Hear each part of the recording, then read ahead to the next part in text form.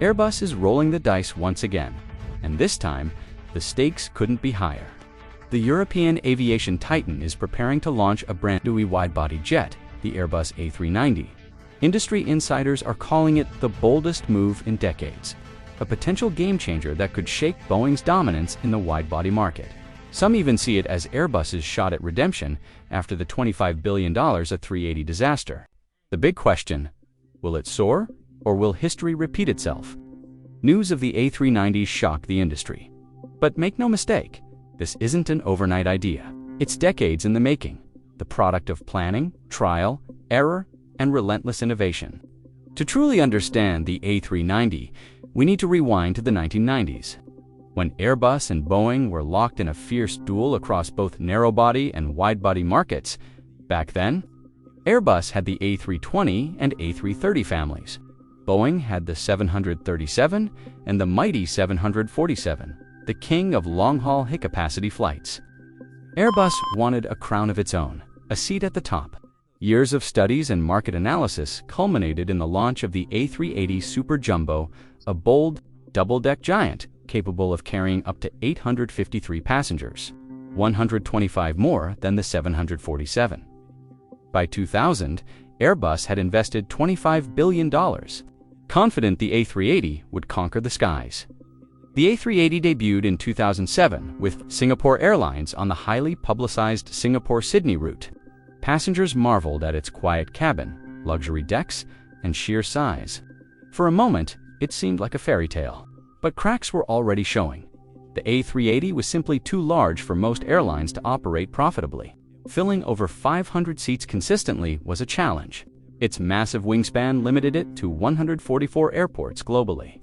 The engines, either Rolls-Royce Trent 900s or Engine Alliance GP7200s, were powerful but fuel-hungry. Compare that to today's twin-engine marvels like the Boeing 787 or Airbus A350. And the A380 felt outdated. High fuel costs, changing passenger patterns, and the shift from hub-to-hub to point-to-point travel left the Super Jumbo struggling. Airlines began retiring it, and by 2019, Airbus officially ended the A380 program, a $25 billion gamble that failed. With the A380 gone, Airbus lost its footing in the high-capacity market. Boeing still had options, the 737-300ER, and plans for the 77X, while Airbus appeared quiet. But behind the scenes, engineers were working tirelessly. After years of research and development, Airbus is back with the A390. The A390 is designed to learn from the past. No double decks, no excessive weight, just a single-deck, long-haul wide-body. It will seat between 450 and 470 passengers, hitting a sweet spot that balances capacity with operational flexibility. Unlike the A380, it can land at far more airports, opening new routes and boosting profitability for airlines. Its range, around 11,500 miles, enough for non-stop flights between underserved but high-demand routes like Los Angeles to Johannesburg, Paris to Santiago, or Tokyo to Buenos Aires. That's a new benchmark for long-haul wide-bodies, surpassing even the A380.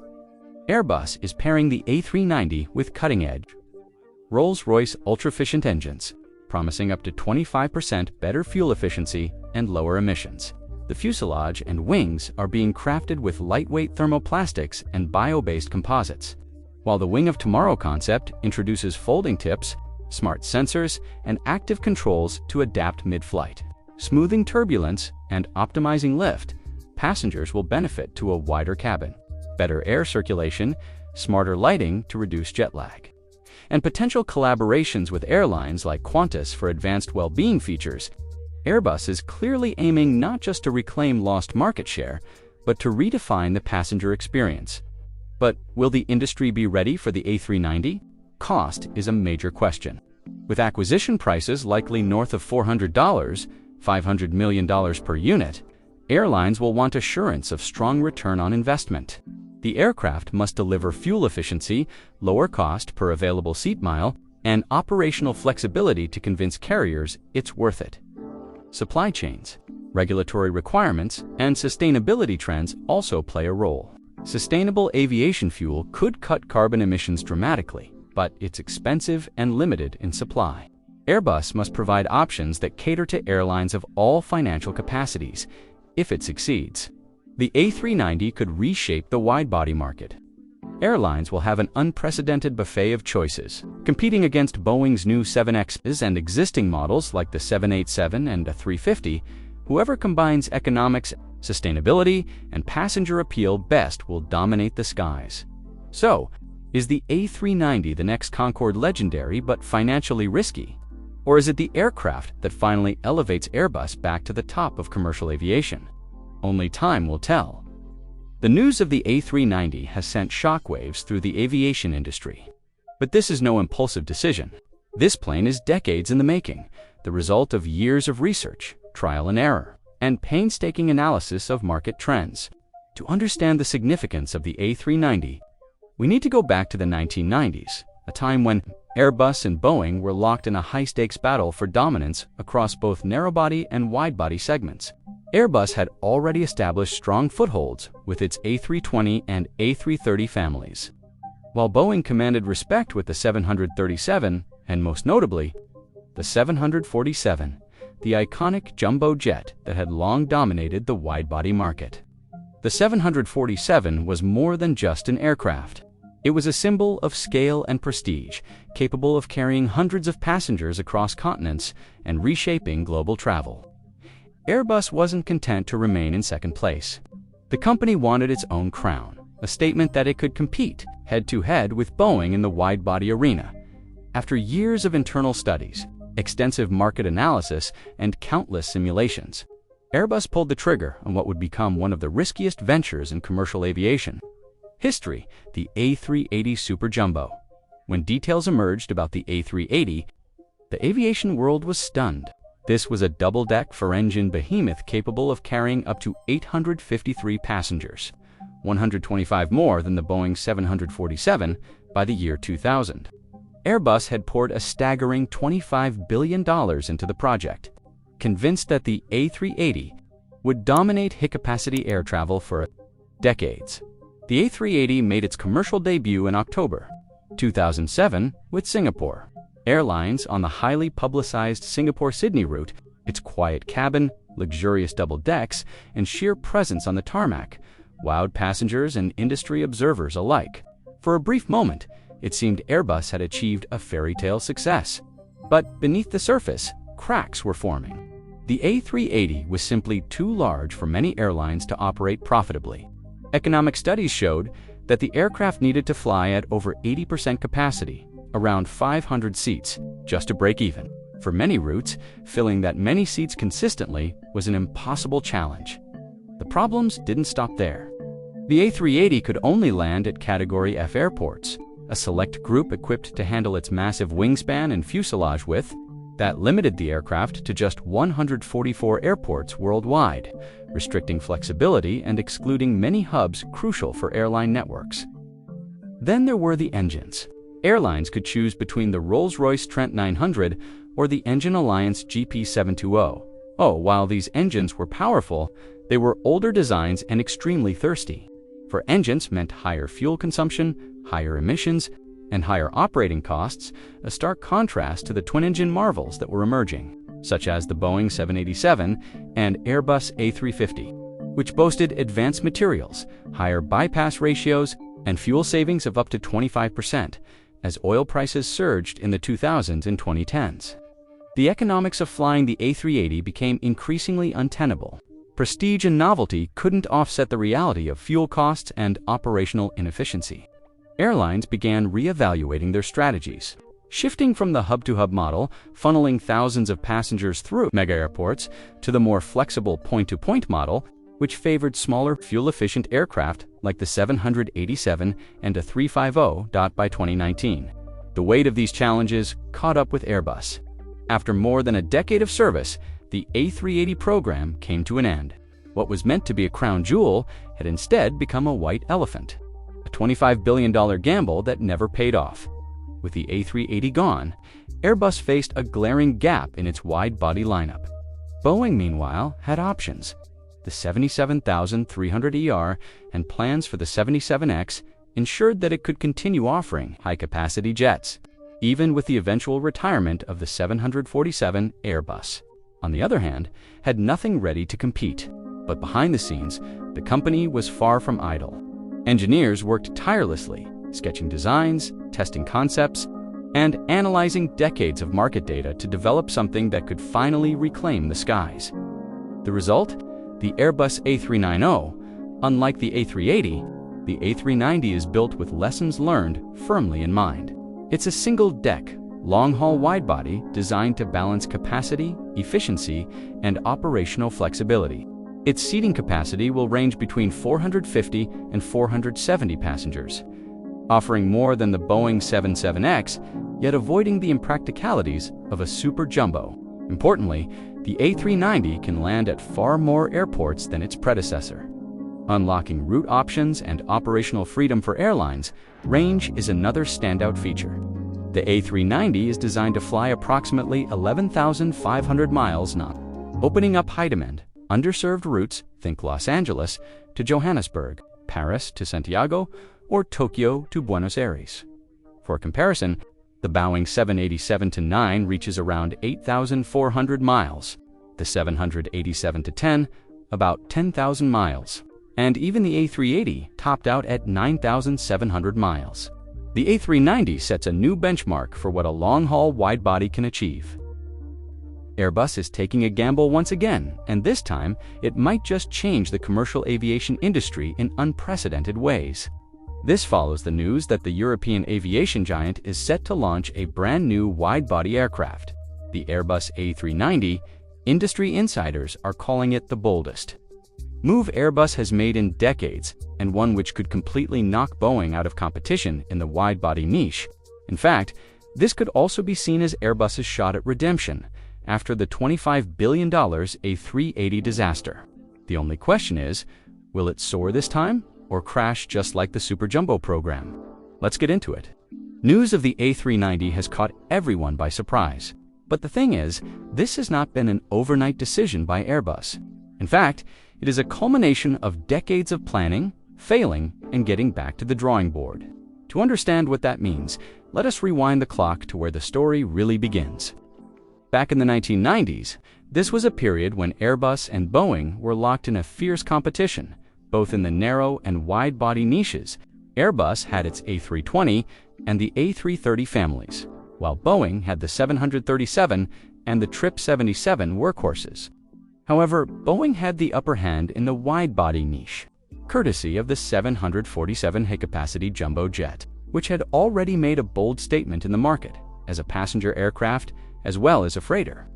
Airbus was not content to watch from the sidelines. It wanted a crown of its own, a piece of the cake.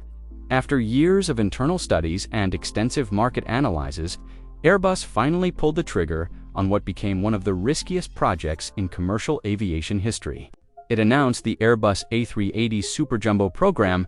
Upon revealing more details concerning the A380, Airbus sent shockwaves throughout the industry.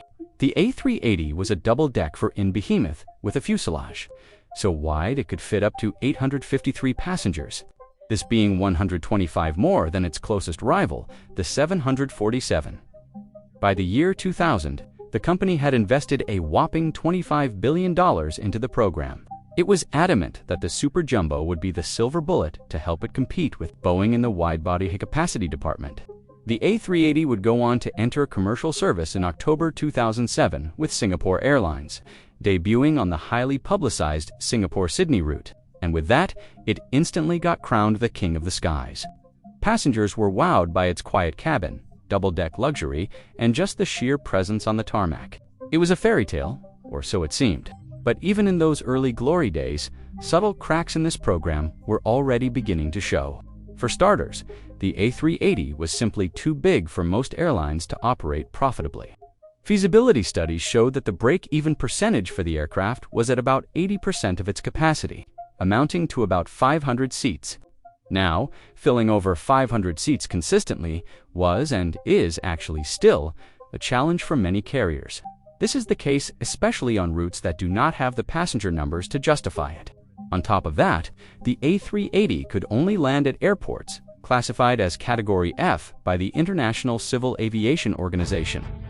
This is a select group of airports with runways, taxiways, and gates capable of handling aircraft with wingspans between 65 and 80 meters and fuselage widths up to 16 meters. That meant the A380 was limited to only 144 airports globally, locking it out of a significant percentage of hubs globally. Then came the engines, and industry experts agreed that this is where the A380 really struggled. Airlines had two options: the Rolls-Royce Trent 900 or the Engine Alliance GP7200. Undeniably, both were massive turbofans with decent efficiency for their time. But they were still older generation designs, and with 4 of them hanging under the wings, the A380 quickly earned a reputation as a gas guzzler, one that an aircraft should never earn in the modern industry. Now compare that with the new options on the block, specifically the A350's TR&XWB and the Boeing 787's GEnx, or twin-engine powerhouses with higher bypass ratios, advanced materials, and fuel savings of 15 to 25%. Needless to say, 2 ultra-efficient engines would end up beating 4 fuel-thirsty power plants. Also, the engine options of the A380 were increasingly failing to check new sustainable standards, and it was clear that their end was night. Things got worse for these engines when jet fuel prices soared in the 2000s and 2010s. As such, the unsustainable economics associated with the superjumbo became impossible to ignore. It was clear that the prestige of flying it simply could not outweigh the cost of keeping it in the air. But perhaps the biggest blow came from the airlines themselves. How so? The thing is, for many years, airlines had adopted the hub-to-hub operational model. This meant that they had structured their operations to move thousands of passengers between mega airports like Dubai and JFK. But as fate would have it, it gradually became evident that this model was not as profitable as many airlines would have preferred. Thus, they started shifting toward the point-to-point model, characterized by flying passengers directly between secondary cities without funneling passengers through massive hubs. Subsequently, this model favored smaller and more efficient aircraft like the Boeing 787 and later the Airbus A350, further pushing the A380 out of business. Eventually, all these problems caught up with the A380. With time, carriers started to scale back or retire the giant altogether. Malaysia Airlines, Thai Airways, and Air France made history as some of the first carriers to announce the decision to cut ties with the superjumbo. They would go on to replace it with newer wide-bodies such as the Boeing 787, Dreamliner, and Airbus A350. Then came to a year that will remain etched on the memories of aviation enthusiasts forever. After just over a decade of active commercial service, Airbus admitted defeat and announced the end of the A380 program. It was an anticlimax and a disappointing end of an era. The aircraft that was supposed to redefine air travel had instead become a white elephant, a $25 billion gamble that never paid off. Now, with the A380 out of the picture, Airbus was significantly disadvantaged. You might ask why, especially considering that it was obvious that Boeing would also announce an end to the production of the 747. However, if you look at Boeing's lineup, you realize that even if it was to retire the 747, it could still rely on another high-capacity airliner in its portfolio. The Boeing 77300ER in an all-economy layout. The Trip 77300ER can carry up to 550 passengers. Furthermore, it is vital to remember that the American aircraft manufacturer was already pushing forward with the next-gen Boeing 77X. That said, the gap that would have been left upon the retirement of the jumbo jet would not be overly significant. Airbus, meanwhile, had no answer. As far as anyone could tell, everything was quiet. Quiet? But behind the scenes, Airbus wasn't sleeping. Its engineers were burning the midnight oil. They sketched, tested, and analyzed market trends. Their objective to come up with something that would revolutionize the industry in a way never seen before. And now, after years of silence, Airbus has finally made the long-eyed move. And as you might have guessed, it has sent shockwaves throughout the industry and caused nothing but panic over at Boeing. The aircraft in the pipeline has been designated the A390 code. But before we even dive deeper into what it's all about, we need to circle back to when rumors first swirled about the Airbus A390. people started speculating on how the European aircraft manufacturer might go about building it. There is a faction that even argued that Airbus might decide to challenge what might be possible in aviation and slap an additional deck onto what was the A380.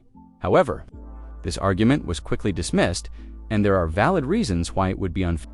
First, industry experts were quick to point out that doing this would amount to adding on to the woes that led to the A380 becoming a market failure. Adding that extra deck would balloon the weight even further. In practice, it would drive the aircraft's maximum takeoff weight far too high. This means that the jet would already be so heavy before passengers or cargo are even loaded. So much so that its payload capacity would be severely limited. The implications would be significant. The payload-to-range ratio would collapse, forcing the aircraft to burn even more fuel just to stay airborne. It goes without saying, instead of an advantage, the extra deck would become a costly burden. And we all know where that road ends. Soaring operational costs, infrastructure chaos, and a project that dies even before takeoff.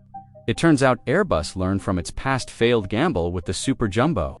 Now, the A390 is designed to fit industry needs and not defy them. First off, the European aircraft manufacturer has confirmed that the new jet will be a single-deck, long-haul wide-body. Nothing exotic, nothing over the top. Even more interesting is a targeted seating capacity of between 450 and 470 passengers, depending on how airlines configure their cabins. Industry analysts concur that this is a smart middle ground that offers more seats than the Boeing 77X, but also avoids tipping into giant jet territory that airlines are now shunning. Just as important, a jet of this size can land at far more airports than the A380 ever could.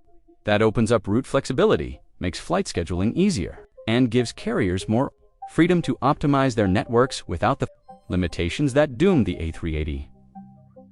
Let's now shift gears and talk about another aspect that equally determines the success of an aircraft in the market range. Airbus has confirmed that the A390 will have a range of about 11,500 meters,